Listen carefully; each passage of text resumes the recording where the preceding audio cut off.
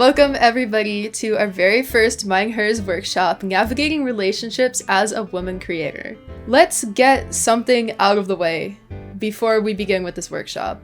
I think that a lot of people sort of skip around the topic of what exactly you're doing to build a fan base when you are a personality-based creator. But let's be honest, growth as a creator where your channel revolves around either your own personality or a personality you've constructed is largely driven by fans who become emotionally invested in this personality. These are going to be referred to as superfans from here on out, and that's typically how they're referred to in the industry. And the end goal is to grow the superfan audience because they will be the ones financially supporting you the most, they will be the ones getting your name out by word of mouth most, and unfortunately, growing a superfan audience can lead to parasocial interest in your personal relationships or simply you as a person. They're going to feel entitled to information sometimes that you don't have to give out and shouldn't feel like you have to give out. It is not uncommon that viewers will watch a creator, especially a streamer where there's more direct interaction with chat, with a desire to date or somehow be involved with said creator. And even if the viewer knows that this is unreasonable, it's still a common fantasy. You don't need to look far to find an example of this. For example, Pokemon's audience is right out there, clearest example of this that I can think of to date. So this can be a real issue when you get into a relationship. There can be upsides and downsides when dealing with this section of your audience when you enter a public relationship. Parasocial viewers can be extremely disrespectful, break a lot of boundaries, and even sometimes just do straight up illegal acts. But they also pay a majority of the bills often, for streamers specifically, and because of that, it creates a toxic relationship where not everybody can afford to cut this group of their viewership out of their community. Being open about your relationship can make them jealous and can make these parasocial viewers bring unwarranted hate just on you or even come together in hateful groups. This can impact not only your dynamic with your fan base as a whole, but also they might just start spreading lies about you to people who haven't even heard of you before. However, being open about your relationship with your audience can also cause this parasocial group to leave your audience if they feel like they need to give up on any sort of future that they wrongly imagined with you. This can be a positive or a negative, once again, based on how financially stable you are, how much you rely on this part of your audience. And best of all, it can cause these fans to back off. Sadly, this often only happens in a straight cis relationship. When a female creator enters into a relationship with a man, this can seriously bring credibility, quote unquote, to the female creator in the eyes of a male section of their audience that might not have been there before. And this might actually deter these would-be creepy fans from being so creepy, at least openly.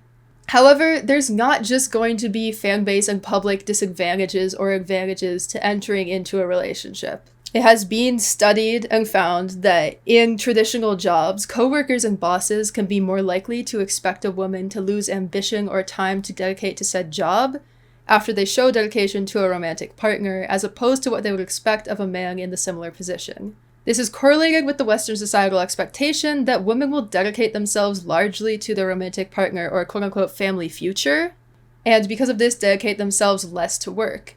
Luckily, this assumption is changing. This generation and the generation before us is very much helping to change this assumption.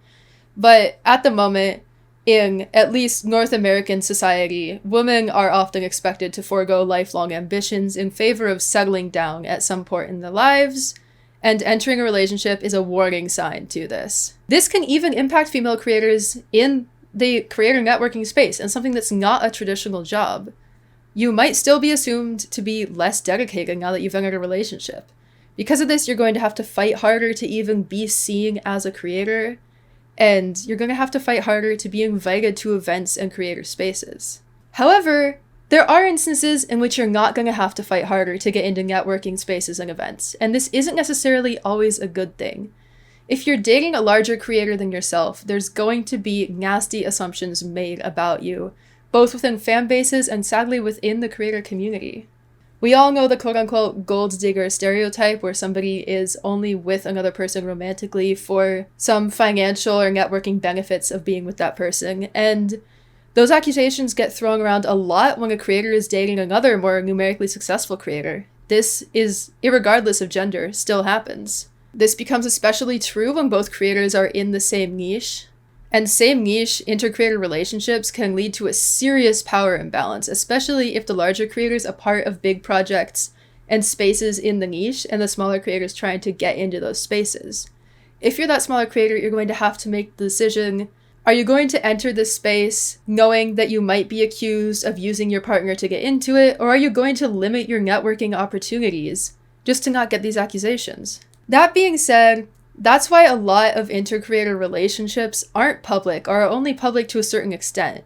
If you have a big personality-based channel, or you're even expecting that you're going to blow up soon and have one, you need to have these conversations with your partner.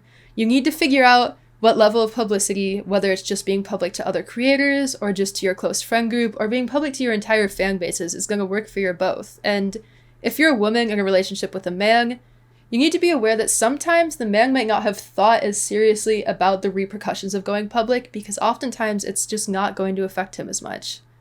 Either way, communication is key in every relationship.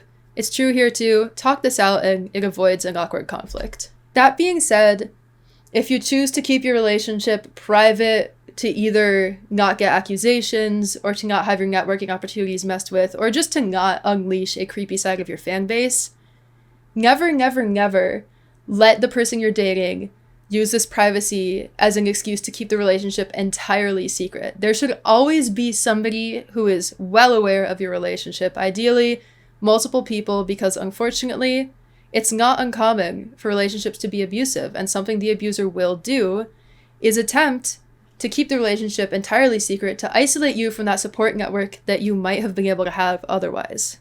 So never let this be an instance where, because you don't want to miss out on opportunities, you get bullied into keeping your relationship a complete secret.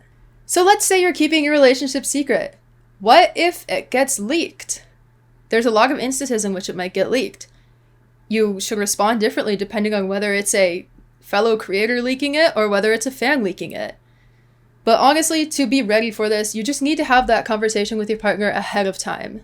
It's important in any sort of public response as a public figure to respond as quickly as possible, because your audience will feel entitled to a response, but that doesn't mean you should rush it. You should still take time to formulate the proper response with your partner, and probably with that support system that you ideally have. We're going to have a content warning for the next slide. It's going to talk about sexual content, sex getting leaked.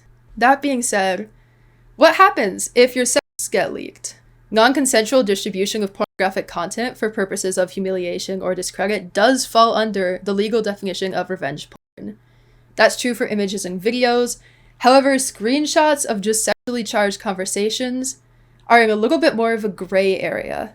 This could work if you're taking legal action about something getting leaked against you or for you, just because there's not necessarily a strong precedent about text conversations getting leaked.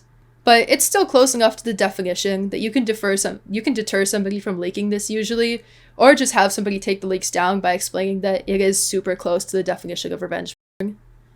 Revenge porn itself is illegal, and you can threaten legal action or take it. Moving on, there's been a solution offered with the recent leaks by male creators in the industry called a non-disparagement clause, which is essentially a legal agreement. It's one name for a legal agreement that you can enter into with another party that forbids you from bad-mouthing each other in the future. And there's been multiple large male creators who have recommended this as a course of action publicly on Twitter in the last couple of weeks with the leaks happening. If you anticipate your channel blowing up or have a large channel, it's worth considering. But there is something that a lot of these creators don't realize when they are recommending a non-disparagement clause. As you're all probably well aware, 1 in 3 women are going to experience physical violence by an intimate partner at some point in their lifetimes, and 1 in 4 men will also experience physical violence by an intimate partner at some point in their lifetimes. If you enter into a non-disparagement clause, you are severely limiting the things you can say about your past partner or your partner at the time. If the relationship becomes abusive, you are very much limiting your options about how publicly you can speak about that, or whether you can speak about it at all. While it's happening, you're very much limiting who you can speak to about the situation. You're cutting yourself off from your support system, potentially. which is why this is definitely something worth thinking twice about and not just blindly following the recommendation.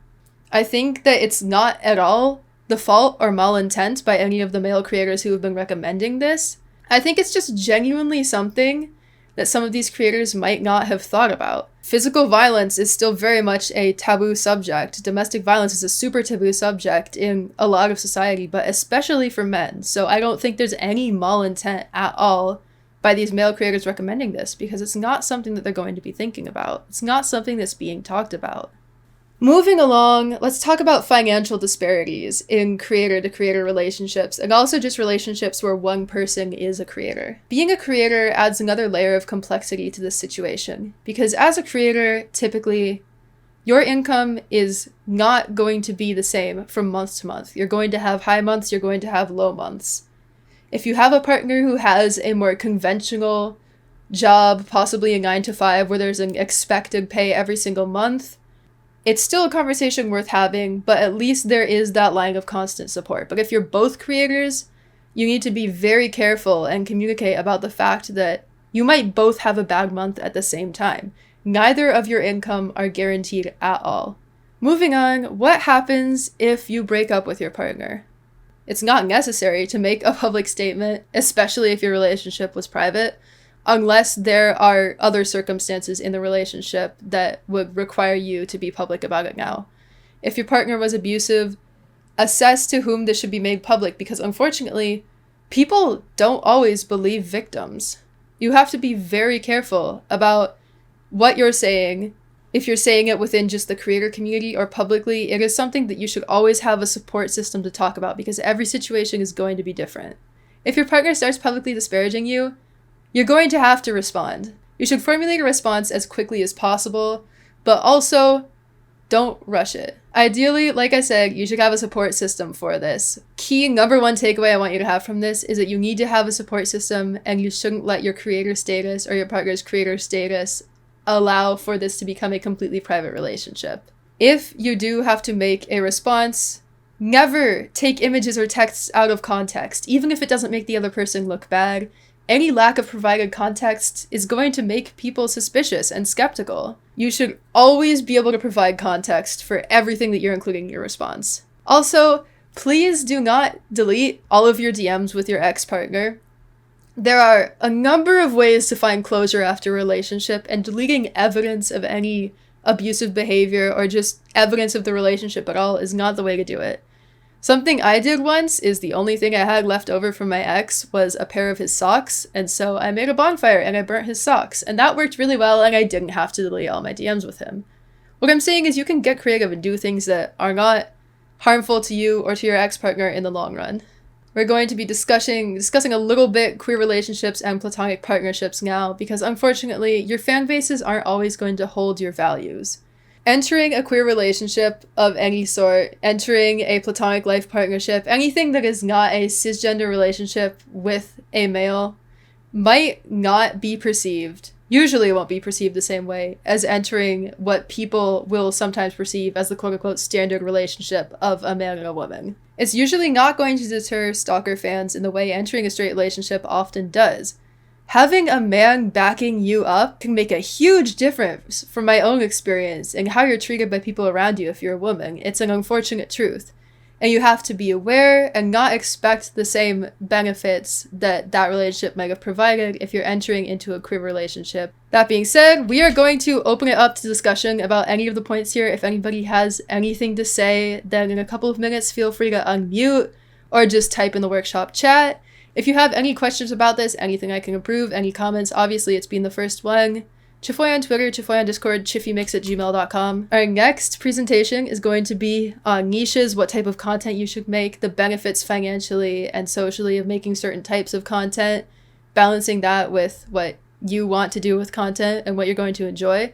That's going to be featuring Jumper Who and Skyboy, and it's going to be on the 16th. And then afterwards, we're going to look at intro writing and a couple others that I'll be announcing soon. Thank you all very much, and feel free to unmute and discuss now. Guys say, Chifoy. I'm clapping. That was great. Thank you. Thank you so much. Clap, clap, clap, clap, clap. Clap, clap, clap. Thank you. I genuinely appreciate everybody showing up so much. Yeah, of course. I loved it.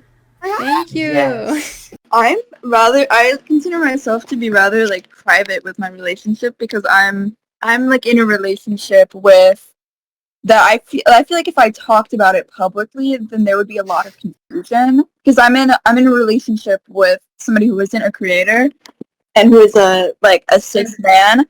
But our relationship isn't like a traditional like romantic. It's more like on the border of like a platonic. And so I feel like it's really good. And like I talk about it sometimes, but I feel like there would be a lot of confusion if I did sort of talk about it publicly. And so honestly, I just say that it's just like a romantic relationship just to make everything easier in life. Yeah, no, I've been publicly with a girl for like so many years, and oh my god, it was such a public breakup. Never do that. Never do that. Don't do it. Goodness. Yeah, literally, it's a bad idea. The person that I'm with is actually has like zero social media presence. Like he doesn't post on like Instagram or anything. Honestly, yeah, I get that. Yeah. That would be nice. So it's honestly kind of good because there's not much that could be leaked or like found out about. And so I know that him like not being a creator, there would be no like reason. There would be no way for anything to really get leaked. But I just like some of my friends that are creators do know him. He just doesn't have like a public presence, you know? Yeah, that's valid. Yeah. Yeah, I really think the presentation is really good. You did a great job. Yeah, literally. Yeah, I'll talk a little bit about my experience if other people don't have more to say immediately on the topic. But I've been in a relationship with a creator in the past, back over quarantine, who went to my high school, so we very much like knew each other in person. And the breakup, we were in Minecraft Championship together, and so he gained a really big fan base off of that I didn't. And people became really jealous. He had a majority, like, younger female fan base who became really jealous of the fact that I was in a relationship with him. And it led to a lot of hate, and I felt like he didn't really support me through that. And that's when I realized that because men aren't necessarily having the same experiences we are being in a creator relationship, that it's something you really have to spell out for them and communicate, because it's not something they're going to experience on their own to the same level. Yeah. The breakup there was pretty public. I straight up quit content creation afterwards and lost all my momentum. Please don't do what I did. Yeah. I can stand for that. I deleted all my channels. No! I regret it every day. It's a canon event. But you know, even if you lost a platform from it, you did not lose the skills that you gained from having that first channel. Exactly. Yeah, you don't lose the experience. But yeah, no, me and my ex had such a public, like, breakup. Like, we would tweet about each other, and this was, like, 6 years ago, so don't worry, I'm fine. Okay. But, like, I was 14, and she was, like, 16. Oh. And it was, like, a kind of predatory relationship as well, which I'm not gonna get into right now. But anyway, oh my god, afterwards, she kind of used, like, she just evaporated. I don't know where she is now. And I don't want to find out, but she kind of used to disappear from the internet. All her accounts are gone. I'm like, oh no, did I do something? Oh no. But yeah, I don't know. That kind of reminds me of when I was like 11 on Wattpad. I like dated this random girl, and then she just deleted all her accounts. She changed her bio to like, I'm sorry with my name. Wait, you dated on Wattpad? Yes. How do you? Oh my gosh. I don't. Wild. You guys like write fanfics about each other? I'm sorry, that's oh no. What? No, we would just like message. I don't know. You can. I've never used Wattpad. Yeah, I didn't know you could message on it. I didn't know either. what you were saying about like the relationship before with like another creator and how people like interpreted it with like the Minecraft Championship, I consider myself to be like, I'm really grateful and lucky for the fact that I mostly just do like YouTube and that my audience is like a bunch of third graders. Oh my my gosh, God. true, yeah. I made a video that blew Yeah. up in like 2021 was an Animal Crossing video, so it was just a bunch of little kids watching it. And so now whenever I stream, it's pretty much just little kids, which is not ideal. Not ideal, You know but what? it's very good knowing that they're not gonna care so much. It's a Little blessing and a kids curse. don't start drama. Yeah. Like it's comforting knowing that if they won't really care about my relationship and that they care more about some skibbity toilet. Yeah, for real. That is But based. then I just have a bunch of people like up in my business, which I consider myself to be very lucky for. I mean, I have had my like platonic best friend for like over 9 years now online, and we like the thing is we never met in real life, so that's kind of crazy. But like we have never been public about our friendship until like soon because we were making a video together, and I'm terrified to introduce her to like my online world. That is, that's scary, but we'll see how it goes. Oh, Don't overthink it. I'm saying don't overthink it, because if you like get in your own head, it won't help.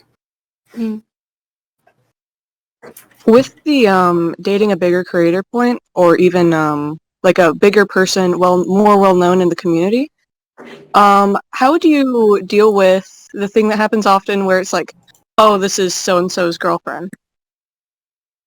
Like, Honestly, when I've dated like bigger creators, I didn't mind it actually. So I don't have anything to say on that point. okay, because I have noticed some people do just water your personality and all you do to just, oh, this is this person's girlfriend, and that's all you are. yeah. And I find it to be really upsetting about how a lot of people will, when you're in a relationship, they will see you as like an extension of your partner and not as your Yeah, own, exactly. which I feel has happened with not just relationships, but like creators in general, having friends. Like around like early 2021, people pretty much just saw like Rambu as an extension of Tubbo, which is such a random like example. But I find it really unfair how like people should be able to see you as like your own creator instead of just an extension of your partner. No, I feel like you covered everything pretty nicely. Not that was really about really like good. the presentation itself, but as like a side, I find it really funny. The person that I'm with, he knows that I was going to be a part of this, and when he had to go because his break at work ended, and he told me to tell him how the club thingy goes. He thinks this is a club. It's a cult. Really What do you funny. mean? This is the girlies club. What do you mean? No, it's definitely He's like, that club, whatever, seems interesting and fun.